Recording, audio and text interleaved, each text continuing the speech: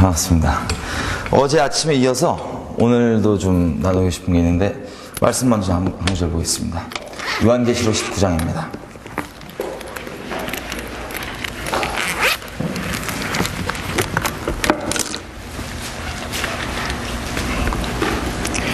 요한계시록 19장 10절입니다.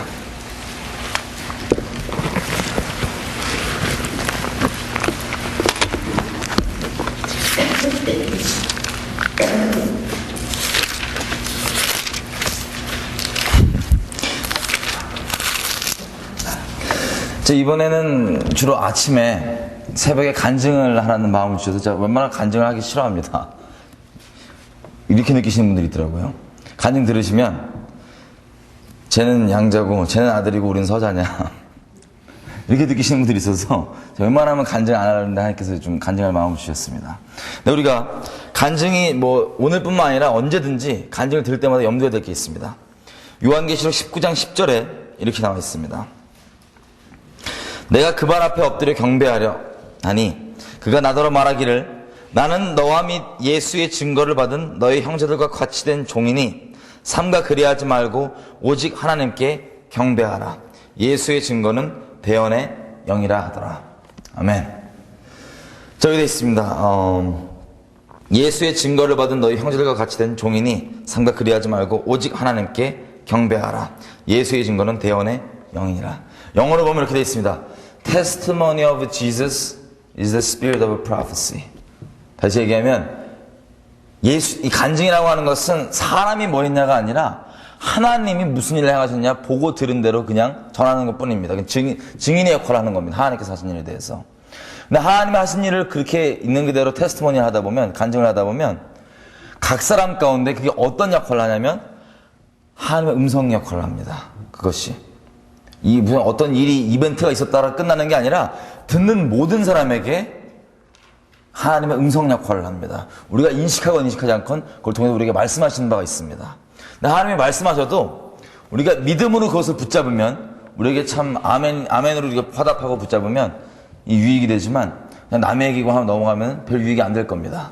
그래서 어제도 그랬지만 오늘 내일 새벽에도 제가 하나님께서 저희 삶 가운데 이루시고 나누신 부분들 나눌 건데 여러분들이 들으실 때 하나님께서 나에게 분명히 말씀하신 바가 있다라는 것을 하나님께 깨워서 하나님께 집중해서 들으시면 말씀하신 바가 있을 겁니다. 그리고 말씀하신 데서 아멘으로 받으시면 우리에게 다 유익이 될 것입니다.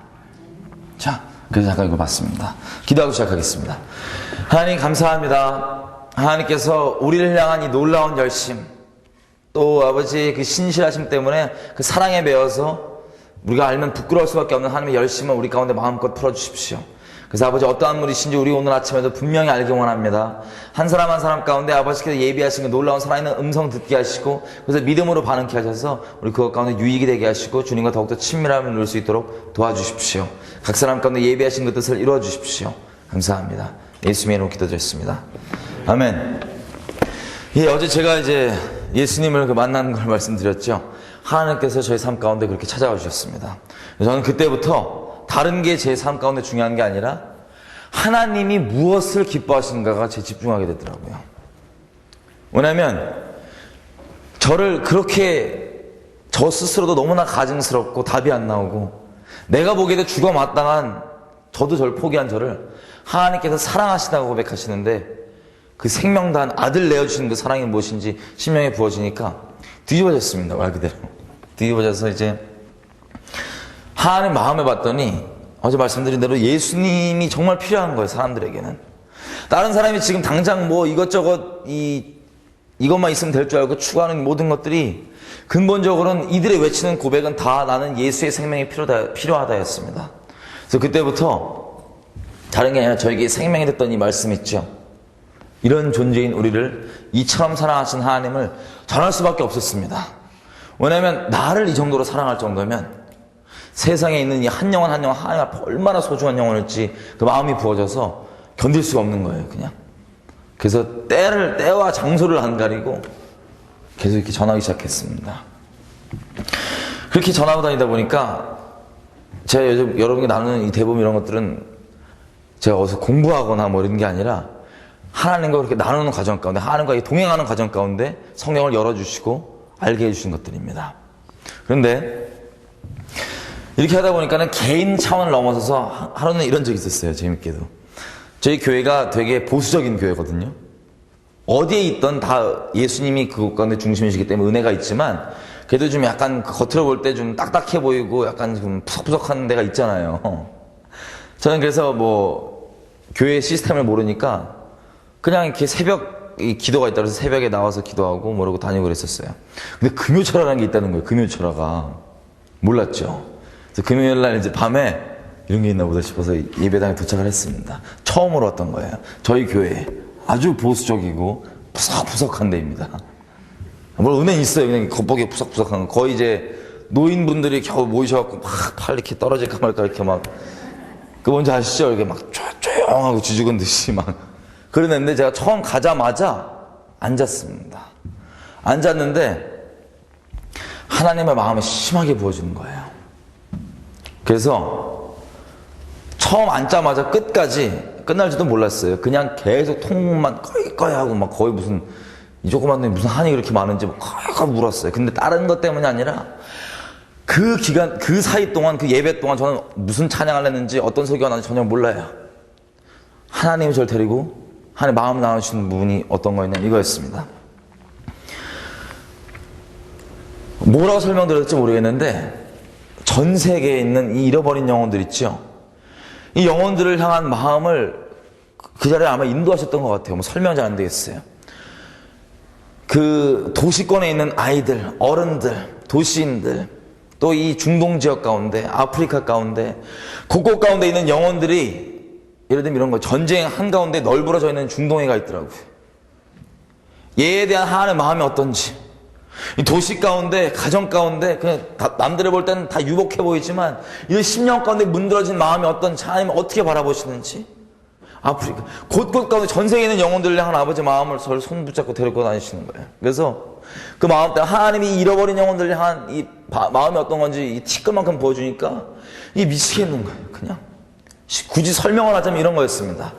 모든 인생 가운데 삶의 굴곡이 있지 않습니까? 우리가 나이가 어리든 적든 그건 상관없습니다. 인생이 시작되면 굴곡이 있습니다.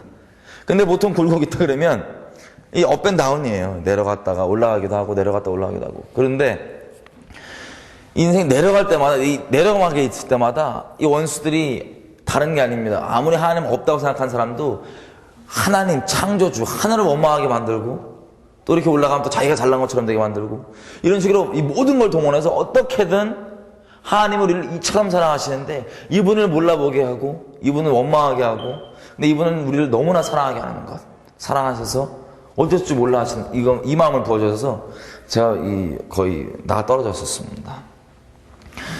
그리고 어느 정도였냐면, 제가 이 현상적으로는 몸이 식물인 같은 줄 알았어요. 솔직히 울고 다 봤더니 굳어 있는 거예요. 몸이.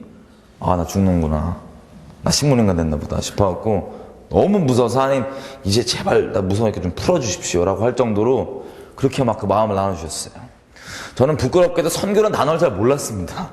나이가 그렇게 있는데도. 근데 그때 하나님 새겨주셨던 마음이 뭐냐면, 땅끝에 이 개인이 한 영혼 한 영혼뿐만 아니라 전 세계에 있는 땅끝에 있는 영혼들까지 하나님 너무나 사랑하신다는 마음을 새겨놓으셨어요. 근데 제 개인 말단 개인이 제가 뭘 할 수 있겠습니까? 아무것도 못하죠. 그래서 그냥 이 눈이 퉁퉁 부은 채로 이렇게 나오게 됐어요. 그때부터 길을 갈 때마다, 걸을 때마다 그 하나님 새겨놓으신 마음 때문에 그냥 길에서 통곡이 막 터져요. 그냥 막 기도가 터져요. 길바닥에서 그냥 막 그 영혼들을 향한 하나님 마음이 그러시니까. 그러다가요, 저는 그런 게 처음이니까 다 그런 줄 알았어요. 예수 믿는 사람들은. 물론 꼭 현상적으로는 그렇지 않더라도 그런 기본적인 하나님과 관계는 다 마찬가지죠. 근데 이제 이게 좀 부담스럽나 봐요. 교회에서. 부담스럽나 봐요. 되게 보수적인 교회니까 그렇겠죠. 그러냐고 넘어갔는데, 이제 그 주일, 다음 주인가, 그 주일 예배인가에 GBS라고 그러죠. 성경 공부. 그것도 상당히 푸석푸석합니다. 우리 이제 그냥 이렇게 종이 쪼가리 몇 개 나눠갖고 이렇게 그냥 상당히 푸석푸석한 내용인데, 그때 이제 갑자기 성경 공부를 하는데 이게 또 올라간 거예요, 제가. 제 주권이 아니잖아요. 제가 원해서 하는 게 아니잖아요. 그죠? 갑자기 주님이 또 붙잡고 막 데리고 다니시는 거예요. 똑같은 거였습니다. 잃어버린 영혼들을 향한 마음들을 막 나눠주시는데 막 통곡이 터지고 난리가 났어요 또. 근데 이 청년부 한중간에 그러다 보니까 얼마나 놀랬겠어요 청년들이. 야, 안 그래도 좀 뭔가 좀 이상한 놈 같고 막 뒤집어져갖고 괜히 너무 극단적으로 보이고 막 이런 쇼하는 것 같은데 막 뒤집어지고 그러니까는 막 와 기도를 해주는 거예요 저한테. 막 귀신을 쫓고 막 나 귀신 아닌데 막 그러면서 돌아다니면서 들리고 다 들려요 또 막 귀신 아닌데. 하여튼 그런 식으로 이렇게 하나님 마음을 깊게 새겨준 게 있었습니다. 그래서 제가 이 마음이 어떠냐면은 기도를 그냥 하게 되면 그냥 알아서 전 세계 기도를 다 해요. 그냥 하나님 마음이 그러시니까 나라별로 머릿속에 있는 세계 지도별로 그냥 쫙 기도를 쳐들어갑니다. 그럼 계속 나오는 기도가 뭐냐면 다른 게 아니라 하나님께서 강권적으로 하나님의 방법으로 그들을 만나 주십시오. 이렇게 기도가 계속 나오더라고요. 하나님 당신 직접 찾아가시고 꿈으로 환상으로 천사를 보내시고 주변에 복음 전하는 사람 보내시고 중보자를 계속 세워주시고 성령의 폭우를 부어주십시오. 강권적인 추수가 일어나게 해주십시오. 이런 제가 뭐 알지도 못하는 말을 계속 그렇게 기도하는 거예요. 나라들별로. 하나님 마음이 그러하시니까. 그러다가 이제 제가 나라들을 하나님께서 저는 어차피 백수였다가 예수님을 만났거든요. 그래서 잘 됐죠. 어차피 하루살이로 살아야 되는데 고날만 걱정하면 되는 거예요. 고날 주신 기도, 고날 맡기신 영혼에만 그냥 생명 걸면 되는 거예요. 그래갖고 그냥 하루하루 맡기시는 영혼들 저를 그렇게 살려주셨으니까 끝까지 매달려서 계속 복음 전하는 거 따라다니면서 막. 그러다가 보니까 이런 일이 있었습니다. 기도하는 중에 가끔씩 외국을 가라실 때가 있으세요. 외국을. 이제 외국을 가는데 하나님 어떤 마음이신지 좀 새겨주신 게 있죠. 그래서 외국을 가라는 마음을 주시면 외국을 갑니다. 이런 식이에요. 그냥 기도하다가 하나님께서 뭐 어디를 가야 된다 그러면 뭐 아멘 하면 알아서 또 준비를 다 해주시더라고요. 재정 주시고 백수가 돈이 없어요. 재정 주시고 뭐 하시고 길 열어주시고 기회 만들어 주시고. 그럼 어디를 가든 한 가지였습니다. 거기서 만나게 되는 영혼한테 복음 전하고 복음 전해서 그때가 믿으면 난 죽어도 된다. 이런 감사한 마음을 주셨어요.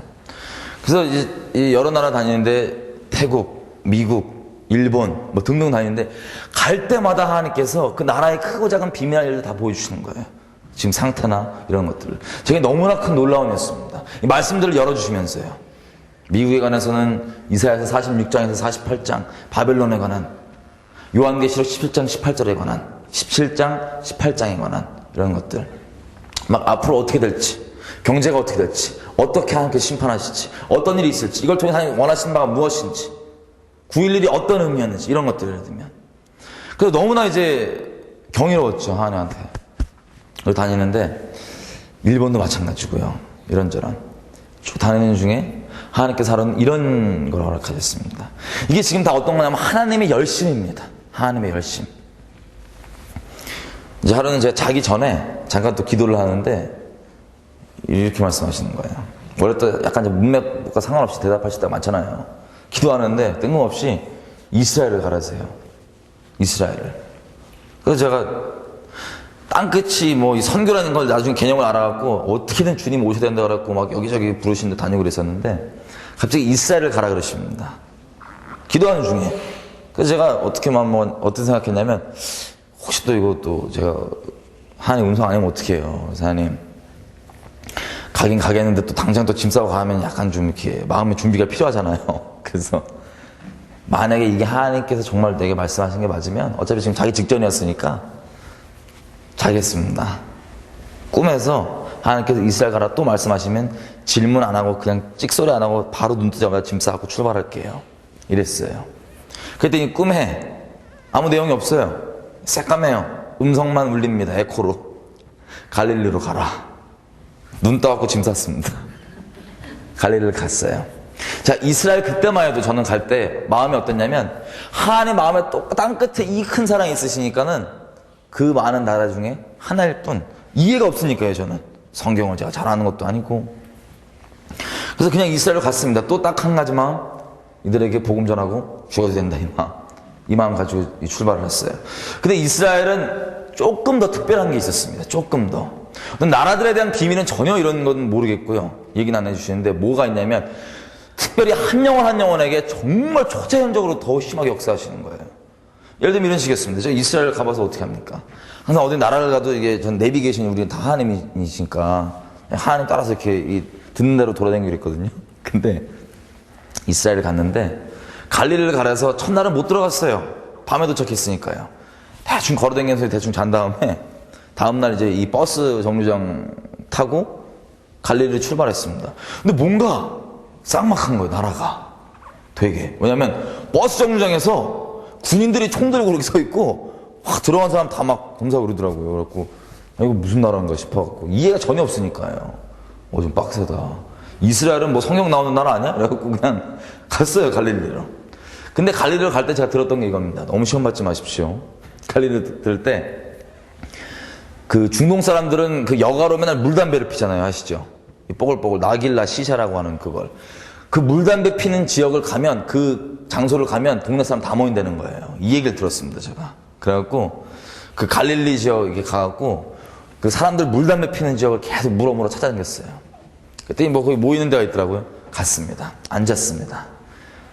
또 이제 발동이 됐죠. 하나님, 복음 들어야 될 영혼들을 빨리 붙여주십시오. 자기 애들 이렇게 주변에 있는데 누군지 모르겠지만 빨리 붙여주십시오.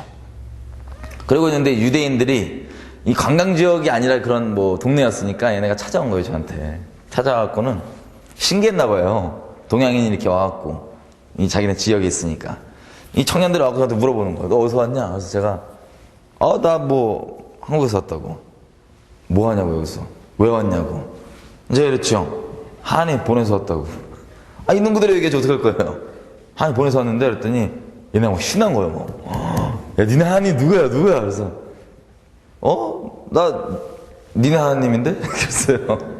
니네 하나님 누구냐 대체? 예수. 그랬더니 얘네가 막 자지러지고 웃고 난리가 난 거예요.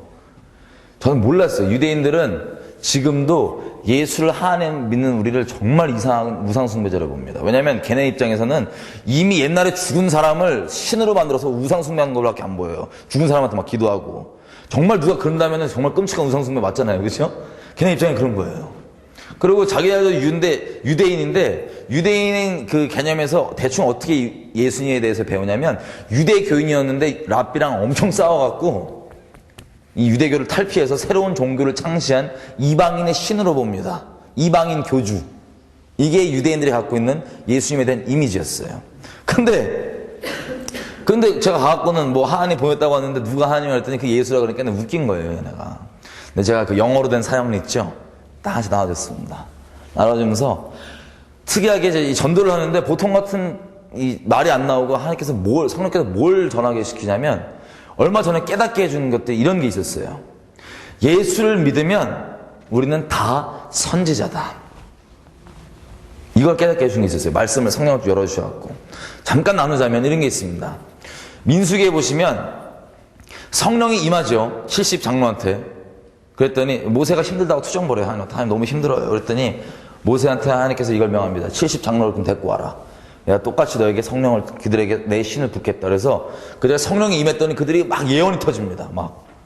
그러니까 여호수아가 이해가 안 되니까 그 상황, 이 현상이 이해가 안 되니까 모세를 위한답시고 와갖고는 막 예언하지 말라고 난리치고 모세한테 저것들 빨리 말리라고 막 이래요. 근데 모세가 뭐냐면 네가 나를 위해서 그러냐? 나는 하나님께서 그 백성 모두를 다 선지자 만드시길 원하노라.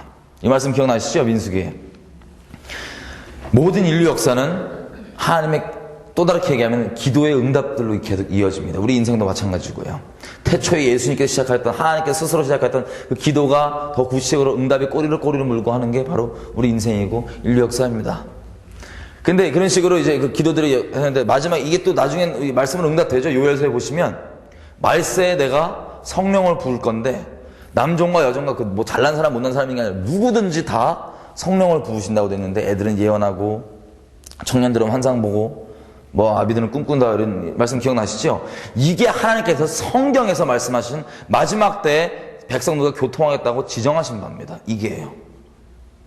성경적으로 정말 보자면. 그렇죠? 근데 이렇게 얘기하시고 쭉 이제 봤더니 하나님을 믿는다는 건 예수님 어제 얘기한 것처럼 하나님과 관계가 회복된다는 소리입니다. 하나님은 살아있는 말씀도 자체이십니다. 지식이 아니라 이분은 살아있는 말씀도 자체이십니다. 살아있는 말씀과 교제가 회복되면 이분과 교통하는 것은 방법의 차이는 하나님께 문제가 안 돼요. 이게 무슨 환상을 보이든 직접 말씀 들리건 성경을 깨닫게 하든 음성을 들리든 입신을 시키든 중요한 건 내용이 뭔지가 중요합니다. 오늘 내일까지 쭉 볼 겁니다. 근데 하여튼 근본적으로는 예수님 때문에 하나님과 마음과 교통할 수 있는 게 이게 하나님의 바람인 거예요. 사랑하는 게 이 목적이라고 그러셨잖아요. 사랑을 하는데 모르고 목적한 게 아니라 마음을 교통해야 되는데 어떻게든 우리가 그걸 음성으로 인식하건 뭘로 인식하건 그 마음에 교통하는 것 있죠. 이게 하나님이 우리에게 바라는 사랑 방법입니다. 그래서 말씀이신 하나님이 그렇게 우리를 교통하는 거예요. 다. 그래서 예수를 믿으면 누구나 다 예수님은 성령은 또 살아계신 하나님 말씀 그 자체이기 때문에 하나님과 교통이 된다. 그래서 선지자라고 하는 것은 예언이라고 하는 것은 미래의 일을 쪽집게처럼 무슨 무당처럼 이랬다 이게 아니라 마치 예치하면은 예금하면은 그냥 돈 맡겨놓는 거잖아요. 그때 하나님께서 그냥 주신 말씀, 맡기신 말씀, 이게 바로 그냥 예언인 거예요. 이게 바로 하나님의 말씀인 거예요. 살아있는. 예를 들면 이런 식입니다. 하나님과 어제도 나눴던 것처럼 친밀한 관계로 우리가 들어가죠. 하나님 안에서. 부부입니다. 야다하는 겁니다. 둘만의 그 깊은 친밀함.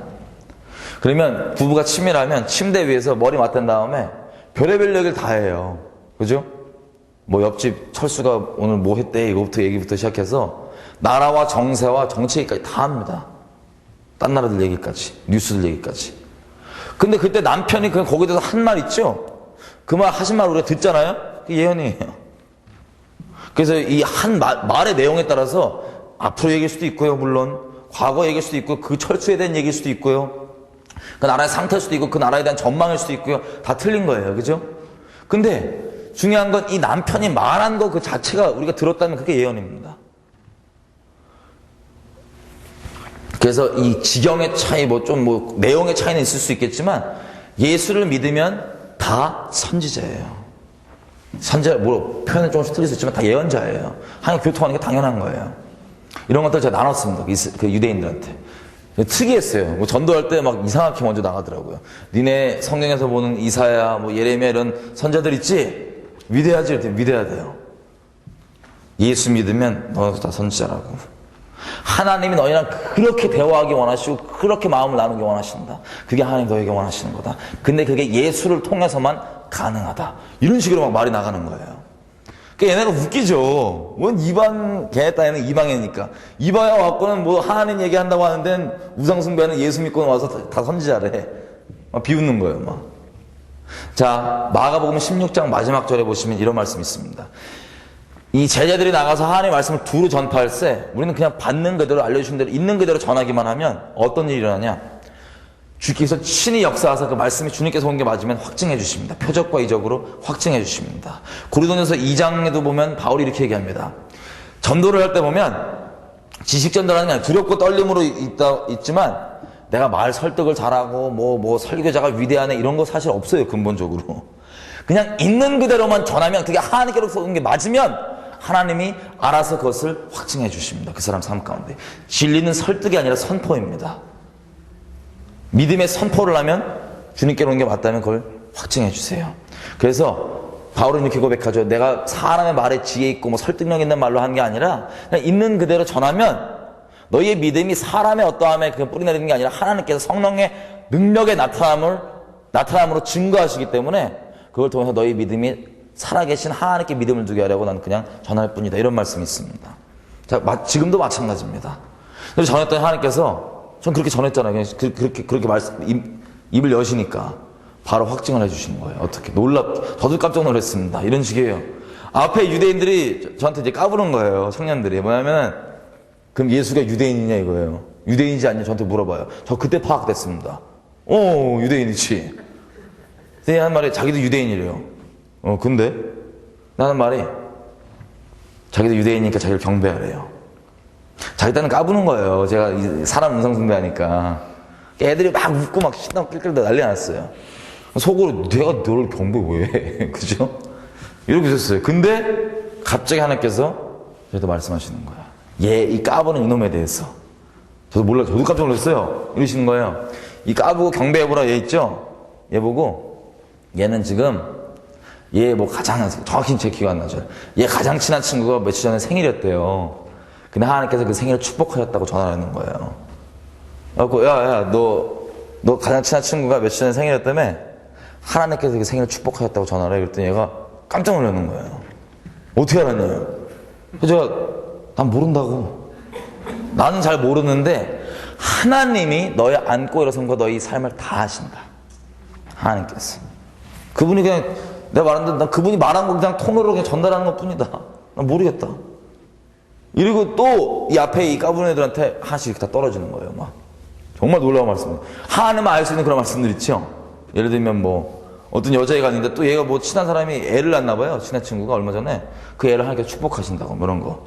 그럼 야 너 친한 친구가 얼마 전에 뭐 애기 낳았다고 하는데 하나님께서 그 애를 축복하신대. 저도 알아서 하는, 저도 일단 몇 년이냐, 이미 몇 년이냐, 저도 놀라갖고 막.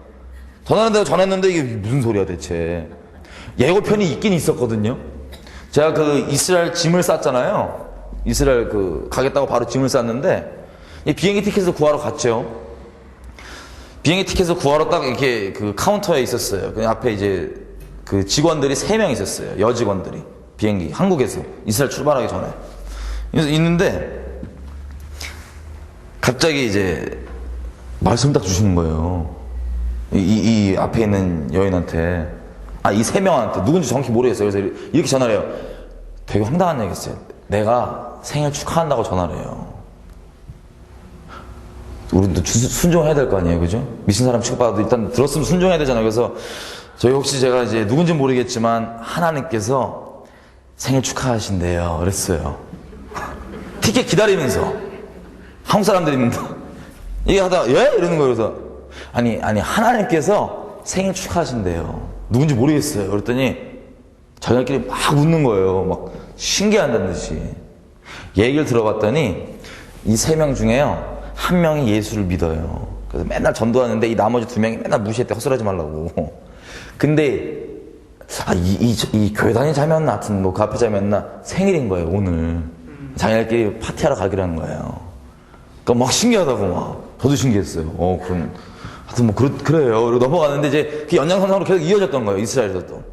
저도 이미 몇 년씩 아니고 황당했고 막 그렇게 얘기하는데 얘도, 여러분 생각해보세요. 누가 와갖고, 이방인이 와갖고는 그 동네에 이방인이 인적이 드문데 와서 막 이러면 되게 신기할 거 아니에요. 저 같아도 신기할 것 같아요. 그죠? 저도 신기했으니까 본인도 막. 와, 이러고 있었는데, 다들 분위기가 어떠냐면 지금 다 막 긴장하고 막 기대되고 설레고 이렇게 됐어요. 분위기 세팅이 지금. 근데 이때 어떤, 그 중에 자매가 뭘 물어보냐면 이렇게 물어본 거예요. 개개인 말고 하나님이 지금 우리 모두에게 뭐라 그러시오라고 물어보는 거예요. 제가 어떻게 알아요? 하나님 말씀하시지 할지. 하고, 왜? 이러고 있는데 하나님이 딱 말씀을 뭐라 그러시면 이러는 거예요. 여러분 복음서에 보면은 이방인 기억나시죠? 백부장. 믿음이 엄청 침청하시잖아요, 예수님께서. 이스라엘 백성 가운데 나 이만한 믿음 보지 못했다. 그 다음에 칭찬하시고 바로 이어지는 말씀이 마태복음 보면 뭐라고 나오냐면 이렇게 나옵니다. 이 나라의 본래 자손들은 지옥 갈 건데 슬피 이 어두운 데서 이를 감이 있을 건데 이방인들은 이렇게 와서 이 아브라함과 자리를 함께 할 거예요. 구원받는다. 이런 얘기가 있습니다. 이런 얘기를, 이 말씀을 딱 주시면서 뭐냐면은 예수를 믿지 않으면 지옥 간다고 전해라. 어떻게 있는 그대로 전해야지. 우리 순종 빼면 우리 시체인데, 그죠? 그래갖고, 분위기가 지금 어떠냐면 전부 다 업돼갖고 막 기대하는 눈빛, 막 설레고 막 이런 긴장하는 이런 상황에 딱 정적이 흐르는데, 한 주신 말씀은 예수 안 믿으면 지옥 간다요. 그래갖고 제가, 예수 안 믿으면 얘나 지옥 간대. 이랬어요. 그랬더니, 에? 그래서, 예수 안 믿으면 얘나 지옥 간대. 그랬더니 갑자기 애들이 그걸 듣고 잠깐 가만히 있더니 소리를 깍 지르면서 제가 줬던 이 사형리 이거 있죠? 막 다 던지고 다 도망가는 거예요. 이게 이스라엘의 처음 경험이었습니다. 제 첫 경험. 이스라엘 사람 처음 만났을 때. 너무 황당할 거 아니에요, 저도. 막 다 뭔가. 아무튼 이런 식으로 시작해서 이스라엘에는 정말 더 특별한 게 좀 있었어요, 뭔가가. 이유는 몰랐습니다. 저는 팔레스타인 사람들이 이렇게 왔다 갔다 하면서 이런 갈등도 몰랐고요. 팔레스타인 지역을 하나님 인도하신 대로 그냥 관광지가 아니라 어디 마을 가래요. 지도 보고 여기 가래요. 그래서 갔어요. 그랬더니 엄청 막 안 좋은 일만 생기더라고요. 그래서 주여 이거 오래 놓고 이게 뭐냐고 그랬더니 어떤 사람이 와서 저를 자기 집에 데리고 가고 막 이런저런 일들이 있었습니다. 그 집에 머물면서 보는데 이 사람이 또 너무 착해갖고 저를 또 여기저기 보여주고 싶대요. 그래서 옛날 그 헤브론 이런 데 있죠? 아브라함 무덤 있고 그런데 저는 관심도 없거든요. 저는 어디 외국 가면은 관광지 안 가요. 재미가 없어요. 사람 만나서 전도하는 게 좋지. 그거 가서 뭐 할 거예요? 그 이미 옛날 지난 얘기들. 그래갖고는 이제 그냥 데려다 주겠다 해서 꼭 따라갔어요. 따라가고 이제 보는데 아브라함 무덤이 딱 반 잘라져 있더라고요. 헤브론에. 전 몰랐어요. 반 딱 잘라져서 유대교 회당이 반 있고요. 반이 이슬람 사원이에요. 근데 저는 이스라엘에 대한 이 나라의 이해가 없잖아요. 근데 제 눈앞에서 저를 데리고 간 이 무슬림 이 사람들이 이렇게 막 알라한테 경배하는데 하나님께서 저한테 뭐라 하시냐면은 막 통곡하는 외치는 절규의 소리를 이러시는 거예요. 내가 이 둘을 너무나 사랑하는데 이들이 서로 너무나 심하게 미워하고 있다. 막 우시는데 저도 막 미친 줄 알았어요. 이해도 없이 그냥 막 어떡하나. 아무튼 이런 식으로 여기저기 다니는 대로 전도를 하고 그냥 오게 됐던 게 제 이스라엘 첫 경험이었습니다. 이스라엘 갔다. 그 대신에 개인적으로는 이런 게 있었지만 이스라엘 나라에 대한 이해는 전혀 없었어요. 특이하게 그냥 왔습니다. 와갖고는 이렇게 있다가 이스라엘을 그 다음에 두 번째로 불러줄 때가 있었습니다. 언제냐면 제가 어제 말씀드린 대로 선교사를 나가고 싶어 했잖아요. 주님 말리셨어요. 부담스러우셔가지고 말린 다음에 저를 회사를 시작하게 했어요. 사회생활 저 해봤자 접시 닦기 몇 달, 두 달 해본 게 다거든요. 근데 이 회사를 시키는데 대표를 시키는 거예요. 주식회사 대표를. 엄청 과외비 날렸습니다. 그래갖고 이제 2년 동안 있다가 이 회사를 이렇게 어떻게 해 광야에 있다 보니까는 막 다 깨지고 엉망이 났어요. 그래갖고 너무 괴로운데 솔직히 이제 하나님께 좀 데려가 달라고 빨리. 왜냐면 이 땅에 사는 이유가 딴 게 아니었거든요. 하나님을 너무나 사랑하고 하나님 거만 있고 싶은데 이 땅에 있는 거는 단순히 뭐 맡기신 게 있어서 뭐 있다고만 생각했지 빨리 가고 싶은 거예요. 회사 깨지고 그러니까 너무 마음이 어려워갖고 하나님 빨리 데리고 가달라고. 쉽게 얘기하면 자살기도죠. 빨리 데리고 가주십시오. 근데 그때 하나님께서 그 정도로 힘들었다는 소리예요. 짧게 얘기하지만 엄청나게 예수 믿었는데도 불구하고. 근데 그때 하나님께서 저를 다시 이스라엘로 오라 그랬어요. 이렇게 저를 꼬시더라고요. 내가 너에게 선물을 준비해놨다. 이스라엘 땅으로 와라. 또 하나님이 준비한 선물이면 또 어마어마할 거 아니에요. 그래서 이스라엘 땅으로 갔습니다. 두 번째 가는 거였어요. 그때만 해도 똑같이 이스라엘은 많은 나라 중에 하나였을 뿐이었습니다. 저에게. 갔는데 하나님 선물이 뭐였냐면은 세상에 그 땅에 불러갖고는 저를 막 노래를 해주시더라고요. 어떤 집회를 갔는데 누가 갑자기 예언 찬양이 터지는데 그 사랑 고백하시는데 제가 미친 줄 알았어요. 그래갖고 사랑 쫙 부어주고 하나님 이 사랑이면 충분합니다. 다시 갈 수 있습니다. 이래갖고 회복이 됐어요. 너무나 로맨틱한 사랑이죠. 그 땅에 불러주고 사랑 세레나데 불러주시는 거. 이래갖고 하나님 이 선물 너무 놀랐습니다. 이거는 끝입니다. 이러고 딱 가는데 세상에 출발하기 전에 며칠 안 있었거든요. 짧게. 근데 출발하기 전에 제가 이해하지 못하는 알아들 수 없는 말씀을 저에게 하시는 거예요. 이겁니다. 제가 선교에 워낙 꽂혀있다는 얘기 초반부에 말씀드렸죠. 그렇게까지 마음 주시는데 안 꽂히면 그 사람이에요. 막 주님 오셔야 된다고 선교에 이렇게 난리치고 있었는데 저한테 이러시는 제 개인 음성입니다.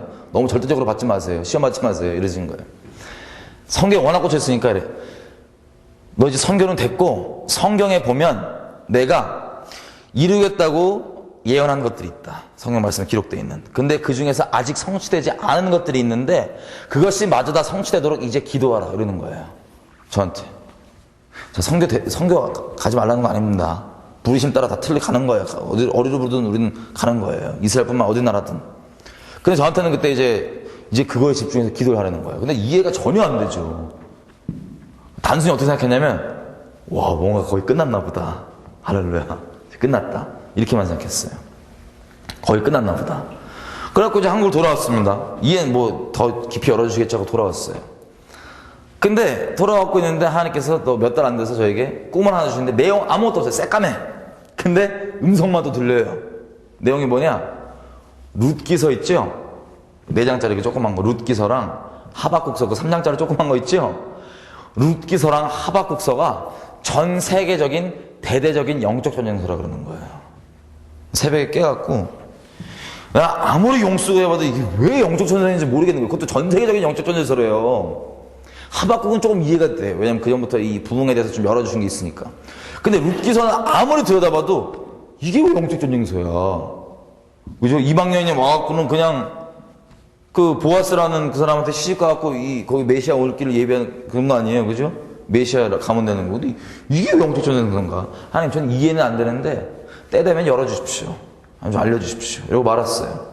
이러고 또 이 진짜로 몇 개월 안 됐는데, 몇 개월 안 지나서 무슨 일이 터졌냐면, 이스라엘에 가자지구 전쟁 혹시 기억나세요? 2008년도 말이었던 것 같아요. 그죠? 가자지구 전쟁이 터진 거예요.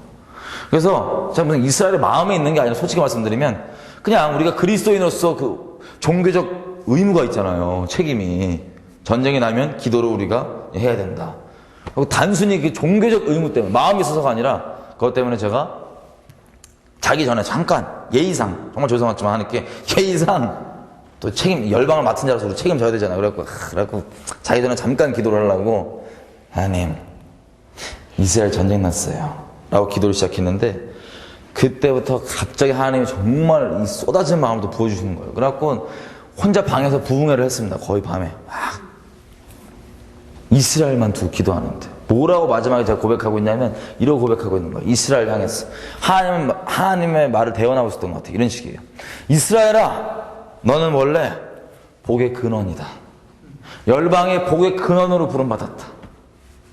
근데 네가 그 복의 근원, 그 원래 모습인 복의 근원으로 회복되려면 예수의 복음이 필요하다. 이걸 막 외치고 있는 거야. 넌 복의 근원이다. 예수의 복음이 필요하다. 그래갖고 제가 예수님 믿고 처음으로, 주로 어디 가라고 해야지 맨날 갔는데, 제가 처음으로 자발적으로 하나님께 했어요. 하나님, 저 짐 쌉니다. 마음을 너무 세게 부어놓으셔갖고는 저 짐 쌉니다. 지금 제가 가자지구 들어가갖고 어제 밤 주신 이 유대인 있죠? 이 유대인 아무나 한 명 만나서 얘가 예수의 복음 듣고 하나님의 원형으로 회복되고 이 복의 근원이 되면, 한 명만 그렇게 된다면 좀 죽어도 됩니다. 들어가야 되겠습니다. 이래갖고 짐을 싸갖고 처음으로 예수님 믿고 내가 자발적으로 짐을 싸갖고 이스라엘을 들어갔어요. 그 마음에 끌린 거죠. 완전 붙잡혀버린 거죠. 들어갔어요. 죽겠다고 막 들어갔는데, 도착하자마자 하나님께서 저한테 또 예비하신 게, 주시고 싶으신 게 있대요. 그걸 받기까지 예루살렘에서 머물려는 거예요. 어디서 많이 들어본 말씀이시죠? 예비하신 게 있는데 그걸 주기, 레마로 이거는 거예요. 이걸 줄 게 있는데 받기까지 예루살렘에 머물러라. 어떻게 해요 또? 시킨 대로 해야죠. 예루살렘에 갔어요. 그래서 3주 동안을 나중에 알게 된 건데, 제가 좀 무식해갖고, 가자지구는 못 들어가더라고요. 어차피 전쟁 난 데는. 아무도 못 들어가요. 군인들만 들어갈 수 있는데, 나 때는 들어가겠다고 막 까보고 왔던 거예요. 그것도 모르고 왔는데 하나님께서는 예루살렘에 머물래요. 주실 게 있다고. 그리고 이제 예루살렘에 3주 동안 그 기도의 집에 있거든요. 왔다 갔다 하면서 이제 기도를 하고 있었는데, 그때 그 3주 동안에 하나님께서 이스라엘이라는 나라, 유대인이라는 민족, 이스라엘 백성이 대체 하나님 안에 어떤 의미인지를 열어주기 시작하였습니다. 하나님이 어떻게 바라보시고, 얼마나 이들을 사랑하시고, 어떤 계획이 있으시고, 앞으로 성령이 무엇이 남았고 어떻게 될 것인지에 대해서 열어주신 거예요. 그 3주 동안에 하나님께서 받을 때까지 기다려왔던 건 바로 그 마음이었던 것 같습니다. 그 마음이었습니다. 너무 경이로운 거예요.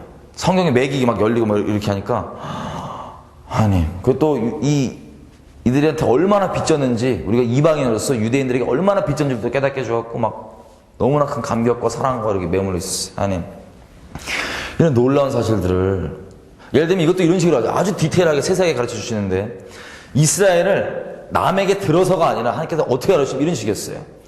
이스라엘에 보면 크게 두 가지 종류의 사람이 있습니다. 유대인들도.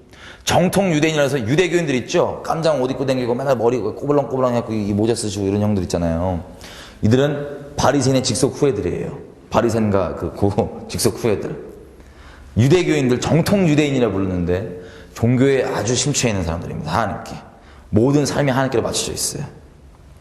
그리고 또 다른 유대인들은 간파는 유대인인데 그냥 미국 사람들, 유럽 사람들 같아요. 그냥 서구 사람들, 그냥 일반적으로 타락되어 있는 그 정도. 뭔지 아시죠? 근데 이들의 갈등은 뭐냐면, 또 피줄은 유대인이라서 모태신앙의 마음이 있어요. 하나님과 뗄래야 뗄 수는 없는, 근데 부담스러워서 알긴 싫고. 이게 일반적으로 크게 두 부류의 유대인들입니다. 근데 하루는 이러시는 거예요. 그 3주 동안에, 내가 너로 하여금 종교적 유대인을 만나게 하겠다. 종교인들이라거든요. 정통 유대인들을.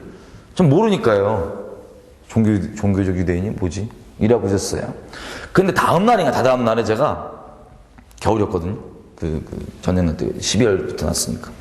딱 앉았어요. 그 길거리 벤치에. 근데 제가 자켓 큰 걸 입고 있었는데 뒤에 모자가 있잖아요. 이 모자 뒷사람을 친 줄도 몰랐어요. 전 딱 앉으면서 친 거예요. 근데 제가 털모자를 푹 눌러 쓰고 있었는데 그 뒷사람 얘기를 들어봤더니 이 모자 치니까 딱 저를 쳐다봤대요. 근데 이 모자를 눌러 쓰고 있으니까는 유대인인 줄 알았대요. 정통 유대인들은 다 그런 건 아니지만 대부분들은 이방인들과 말을 섞기 싫어해요. 베드로 형도 이방인들과 말 섞기 싫어했죠. 예수님께서 이 고정관념 깨시기 전까지. 지금도 마찬가지입니다. 그리고 지난 2000년 역사 동안 이방이라는 이방 민족들한테 엄청나게 상처를 받아갖고 더 심해졌어요, 사실. 그 말을 안 거는 게 일단 기본인데, 모자로 치고 저를 딱 보니까는 이제 좀 털모자 쓰고 그래서 유대인인 줄 알았대요. 그 말을 딱 거는 거야, 히브리 말로. 봤더니, 세상에 말 걸고 왔던 이방인이야. 그래갖고는, 이방인이네. 근데도 또 이 유대인이 나름 좀 선심을 써갖고, 저에게 구원을 제시를 하더라고요. 전도를 하더라고요. 넌 이방인이지만 그래도 천국 갈 길이 있어. 전도자 같은 조그만 거 7가지 율법만 다 잘 지키면 안 어기면 난 천국 갈 수 있어라고 딱 주는 거예요. 이제 보고 그 전날에 하나님께서 저에게 얼마나 유대인들에게 우리가 복음의 빚진 자인지를 깨닫게 해주셔서 지금 유대인들의 사랑이 지금 팔팔 타오를 텐데 그걸 딱 주니까 제가 나는 지금 이미 구원이 있다. 응? 너무 축복하고 나 너무 감사하다 너한테 나 너무 감사하다 나 너무 빚졌다 그러니까 얘가 놀라는 거야. 왜 그러냐 그래서 난 이미 구원이 있다. 난 구원이 있고 난 예수님을 믿기 때문에 이미 난 구원이 있다 그랬더니 얘가 놀라는 거야. 기독교인들 아주 딱질직하거든요. 유대인들이 홀로코스트도 다 기독교인들 했잖아요. 그 끔찍한 일에 크리스마스 때 맨날 찬양 부르고 그랬어요. 캐럴 부르고 지네끼리. 그러니까 미치는 거야. 일을 가는 거야. 2000년 동안 하도 기독교 때문에 핍박을 받아갖고 그것도 알죠. 그리고 저한테 이래요. 너 크리스찬이네. 기독교인이네. 그래서 제가 뭐랬냐면 뭐 그렇게 불러도 되는데 굳이 나를 스스로 소개하자면 나는 이스라엘의 하나님과 그의 메시아를 믿는 사람이다. 굳이 크리스찬으로 부르면 불러라. 나는 뭐 메시아를 믿고 이스라엘 하나님을 믿는 사람을 부르는 게 더 편하다. 쓸데없는 오해를 좀 안 생기게 하기 위해서 그렇게 얘기했더니 신기한 거예요. 종교가 아니에요. 종교 없다고 그런 거 그러면서 막 하나님 종교 안 주셨다고 진리 주셨다 그랬더니 막 신기한 거예요. 그 대화를 쭉 나눴어요. 좀 친해졌죠. 길에서 얘가 이러는 거예요. 참 특이해. 그 얘기를 저한테 왜 하는지 모르겠어요. 자기가 비밀이 있대요. 뭐냐 그랬더니 자기는 병 걸렸대요. 병이 있대요. 저는 이렇게 병 걸렸으면 또 기도해 좀 나으니까 또 할렐루야 딱 걸렸다. 무슨 병이냐 그랬더니 자기는 음성이 들린대요. 자꾸 이상한 음성이. 그래서 저 때는 무슨 생각했냐면 아싸 귀신 쫓아가는구나 오늘. 할렐루야. 얘 귀신 쫓아주고 자유케 되면 얘 예수 믿겠네 싶어갖고 야 나 기도 한 번만 해주자. 제가 조심히 얘기해. 자기 음성 들린다고. 자기 좀 정신적으로 이상하다고. 야야 나 기도 한 번 해주면 바로 낫는다고. 그랬더니 얘가 이러는 거예요. 예수님으로 기도하네요. 예수에 기도하는 거냐. 그래서 예수한테 기도한다. 그건 안 된대. 자기 우상숭배라서 안 된대. 야 내가 하는 거고 네가 안 하는 거니까 괜찮다. 내가 하겠다. 기도 한 번만 했으면 너 완전 자유케 된다. 그 목소리 더 이상 안 들린다. 그랬더니 안 된대. 이 씨름을 계속했어요. 끝까지 안 된다. 한 번만 하면 넌 자유케 된다. 기도해 주시. 안 된다. 우상숭배 못한다. 이래갖고는 얘가 집에 갔는데 집까지 따라갔어요. 계속. 기도 한 번이면 넌 자유케 될 수 있다. 얘가 싫다고 했는데 얘가 어떤 같이 공동생활 하는 데 있죠.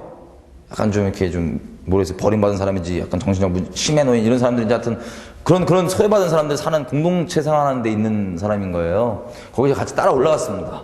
근데 유대인들 그 신명기 6장에 보면은 손등에 이마에 뭐 대고 막 이거 하라는 거 있잖아요. 그걸 까먹었대요 오늘. 그래서 자기가 기도하니까 잠깐 기다려달래. 제 눈앞에서 이거 하고 막 또 막 얼렁얼렁 막 하고 있는 거예요. 기도문 그거를 줄줄줄. 그래갖고 주여 얘 빨리 기도받아야 된다 이러고 있는데 하나님께서 또 말씀을 주시는 거예요. 얘에 대해서. 예를 들면 뭐 얘가 어떤 애고 이런 것들. 얘기를 전했어요. 그랬더니 얘가 막 엄청 감동받는 거예요. 너 친구랑 너는 부모를 너는 버렸을지 몰라도 하나님께서 너 한순간도 버린 적 없이 하나님께서 널 손바닥에 새겨 넣으셨다. 넌 잊혀짐이 되지 않았다. 이 주신 말씀을 했더니 얘가 막 울라 그러는 거야. 막 진짜 부모가 버렸나 봐요. 난 모르겠어. 울라 그러면서 하나님이 진짜 말했네. 그래서 하나님 너한테 계신다 그랬더니 땡큐 말하는 거야. 근데 제가 마음이 핑 도는 거예요. 왜냐하면 솔직히 얘기하면 얘네 메시아잖아요. 얘네 하나님이잖아요. 근데 실상 복은 우리가 다 누리고 있고 얘네는 그걸 못 누리고 있는데 막 땡큐 이러고 있는 거야. 그리고 내가 막 마음이 찡해갖고 니네 메시아다.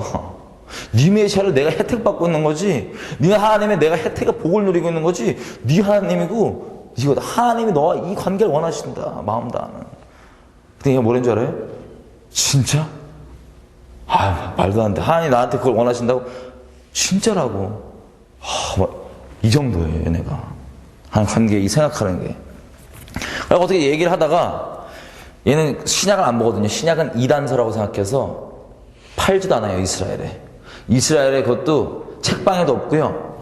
이 대학 도서관에 학술용으로만 몇 개 있지 없습니다. 이단서 이거 이방인들 보는 잡교. 그래갖고는 이 구약만 두고 예수님에 대해서 메시아 예언들을 쫙 넘어가서 복음이 쫙 단어해진 거예요. 성령께서 인도하신 대로. 근데 얘가 듣더니 이래요. 와, 네 말을 들으면 예수가 메시아일 수밖에 없대요. 메시아라고. 성경이 어떻게 이게 진짜네. 그래서 메시아라고. 그러니까 얘가 자기 랍비 있죠? 우린 교단들이 많잖아요. 얘네들은 랍비들이 교단이에요. 쉽게 얘기하면. 유명한 랍비들이. 자기 랍비를 전화를 막 하는 거예요. 꼭 물어봐요. 랍비한테. 자기 너무 헷갈린데 지금. 이거 성경 보면 지금 네 말 들으면 예수가 메시아래요. 랍비를 전화한 거예요.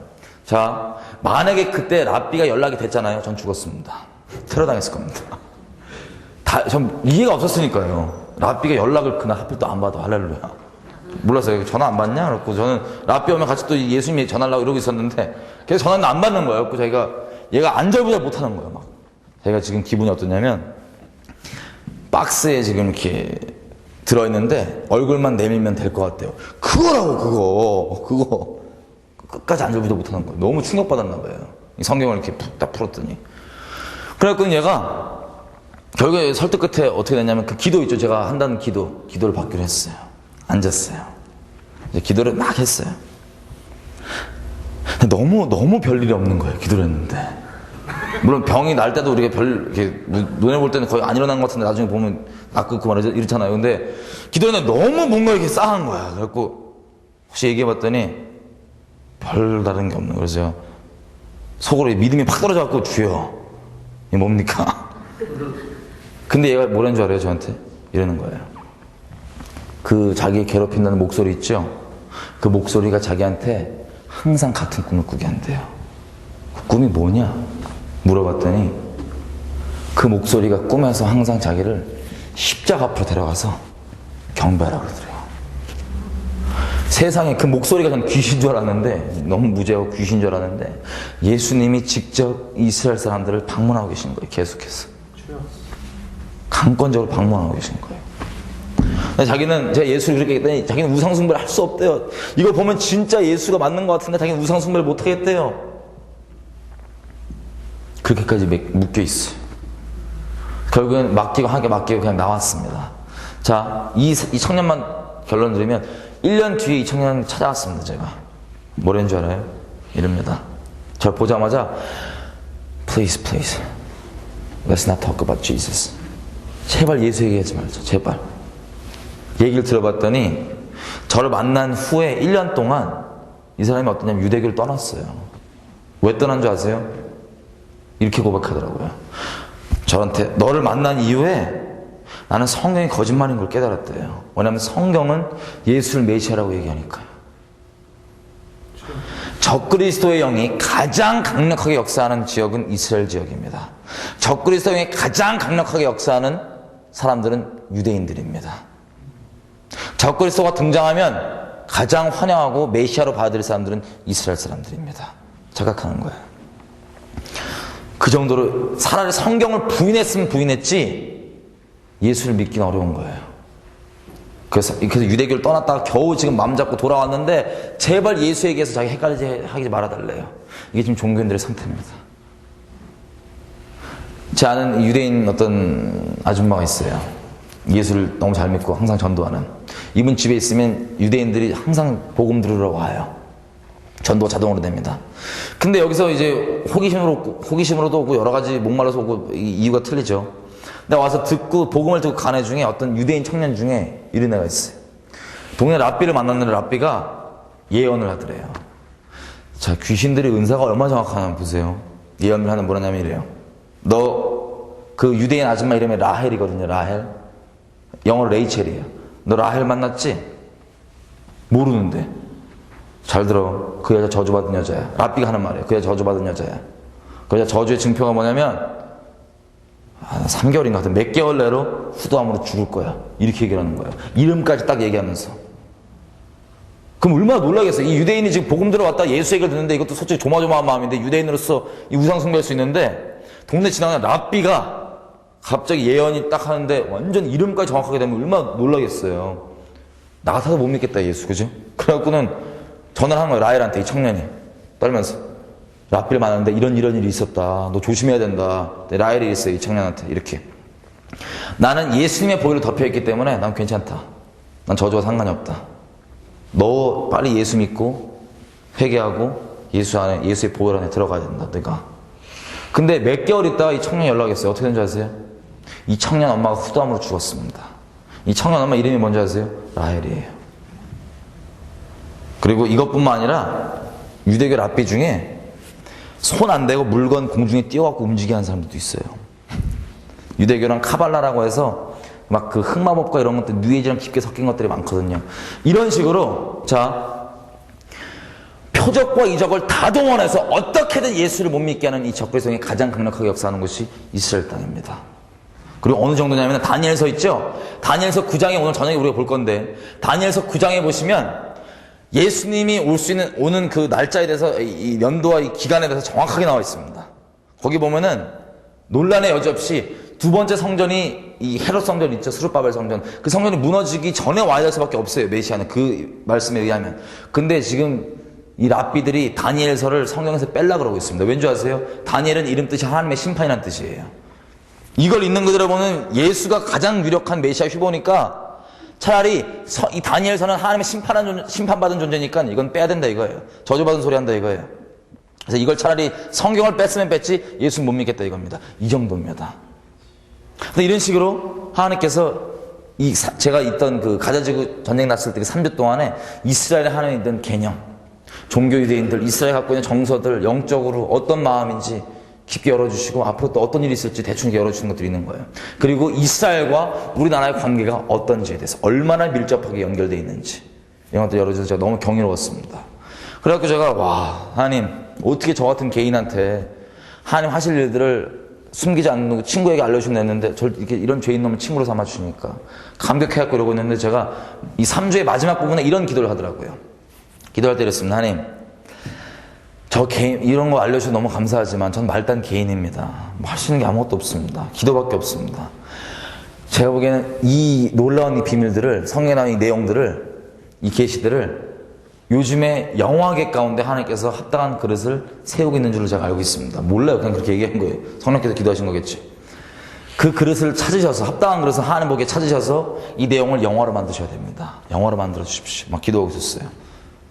근데 한참 또 그런 기도할 때 제가 저는 한국 사람 잘 안 만나려고 그래요. 이스라엘 가면. 왜냐면 그냥 이렇게 좀 하나님과 교제하는 게 좋지. 이스라엘에서 외국 사람만 주로 있는 어떤 그 청년들 묵는 싼 숙소 있죠. 호스텔 같은데 거기 있었거든요. 근데 왜 한국 사람이 처음 만난 거예요. 거기서. 이 사람이 저한테 접근해서 하는 말이 뭐냐면 자기 책 쓴대요. 이스라엘 가이드북. 가이드북 뭐 보고 댕기냐고. 없다고 가이드북 저 하나님이 내비게이션이라고. 그럼 어디 댕기냐요. 저 기도집밖에 안 간다고 딴 데 관심 없다고 그랬더니 기도집이 있냐. 그러면 제가 책에 넣기 원하니까 기도의 집 좀 오늘 밤 안내해달라. 몇 시에 와서 만납시다 이러는 거예요. 그래서 몇 시에 만나기로 했어요. 근데 안 나왔어요 이 사람이. 그런가 보다 하고 말았어요. 저 그래서 아무튼 이 벅찬 가슴을 안고 한국으로 돌아왔죠. 근데 이걸 누구에도 나눌 수가 없는 거예요. 안 그래도 제가 이미지가 약간 막 이단이냐 마냐 이런 이미지가 많은데 이 보수적인 우리 교회에서 괜히 얘기 꺼냈다가 뭐 쑥대없이 얘기 꺼냈다가 뭐 난리가 나겠는 거예요. 왜냐하면 룻기서에 나오는 영적 전쟁이 신학과 이스라엘에 관련 영적 전쟁이기 때문에 근본적으로 뭐 기회가 되겠지 싶어 하고 있었는데 아무것도 얘기 안 했습니다. 근데 제 아시는 분이 드라마를 제작하시는 분이 있어요. 여러분 혹시 그런 거 아세요? 뭐 애정만만세 이런 드라마 혹시 지금 아세요? 예전에 나 드라마를 안 봐갖고 하여튼 드라마 몇 개 우리 그런 드라마 만드시는 분이 있는데 제 예전부터 아시던 분 교제하시는 분이에요. 크리스찬이세요. 근데 이분이 원래 영화도 만드시고 뭐 드라마도 만드시고 이런 분인데 만났어요. 얘기 안 했죠. 이스라엘 이런 얘기.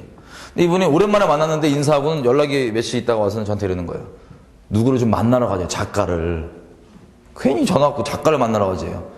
나 알았다고 가고 이제 출발하는데 이스라엘 작가라는 거, 이스라엘 통이래요.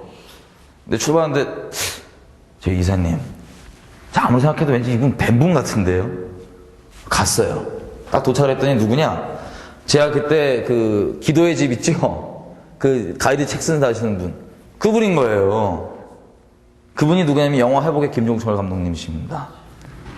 딱 보고 할렐루야. 그분 맞네.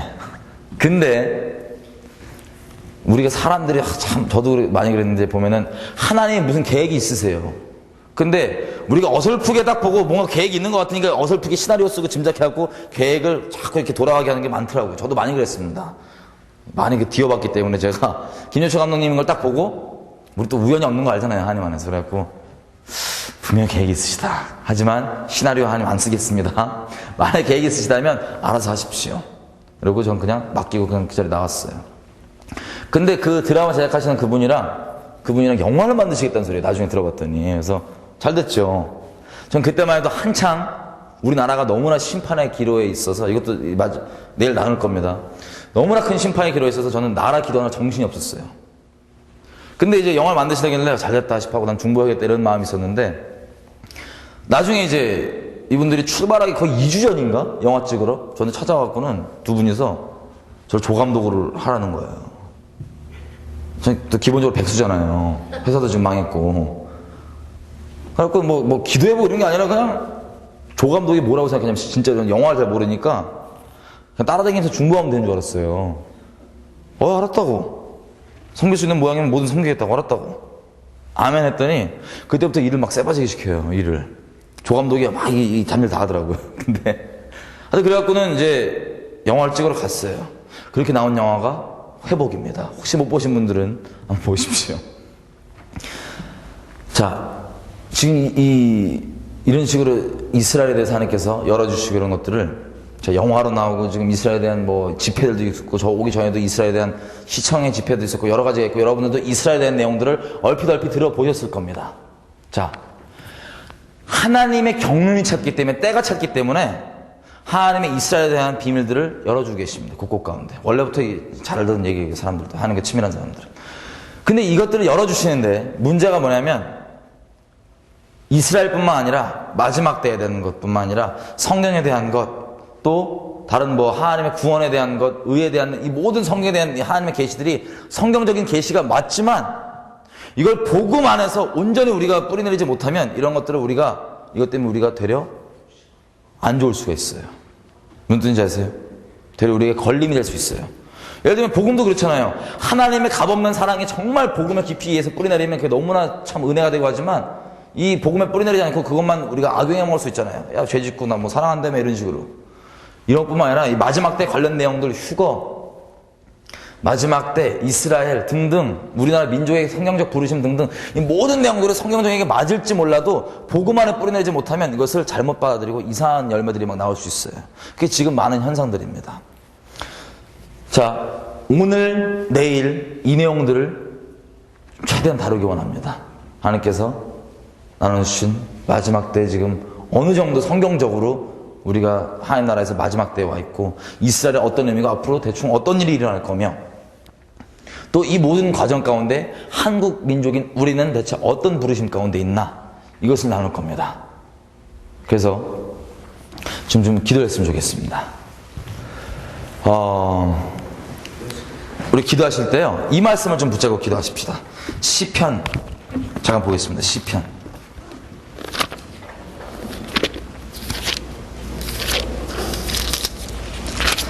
25편 14절입니다.